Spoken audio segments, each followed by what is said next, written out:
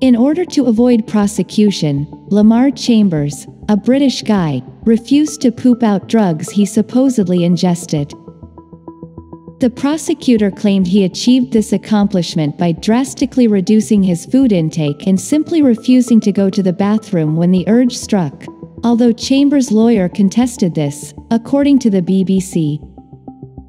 Police dropped the charges when Chambers went 47 days without a bowel movement, and he was transported to the hospital for treatment.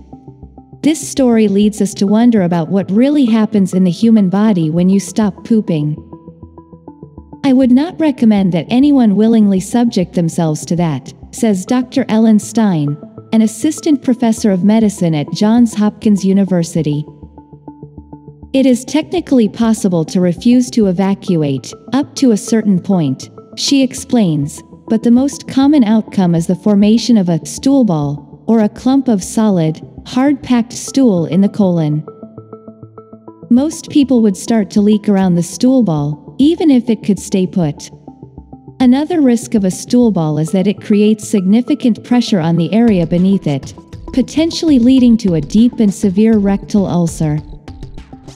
It can also hurt the delicate tissue in the anal area, resulting in fissures or cuts or tears in the lining.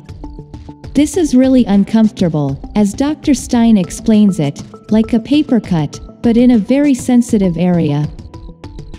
The fissure will not heal without a proper blood supply, which the stool ball frequently blocks, causing it to worsen over time. Damage to the rectum and sphincter muscles, as well as distension, swelling, in those organs, will almost likely result in pain and reduced functionality.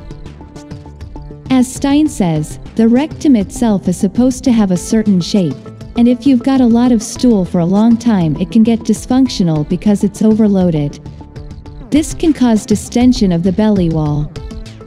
And this is extremely unpleasant, and the distension can make even simple movements such as walking or bending over difficult. It's also extremely difficult for such a sensitive area to recover, and it can take months, if not years, to return back to normal. As Stein says, muscles usually coordinate and work together. Having been out of practice, sometimes you might need physical therapy to get back into shape down there. For this problem, a treatment usually entails exercises that educate the patient on how to relax and tense the pelvic muscles, allowing them to have more control over their bowel movements. However, if enough damage is done, no exercise will be able to fix the condition.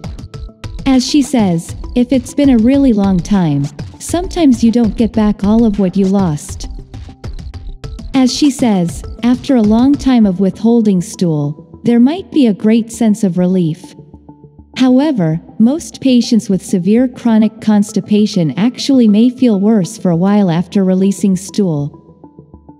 The colon can get used to accommodating the stool and feel achy and uncomfortable as it contracts back towards normal size. Some folks have lost important sensory input and don't feel much different at all for several weeks until the colon begins to function more normally. So, how frequently the average individual should poop? According to Dr. Stein, it can occur from 3 times a day to 3 times a week. Just don't put it off for 47 days.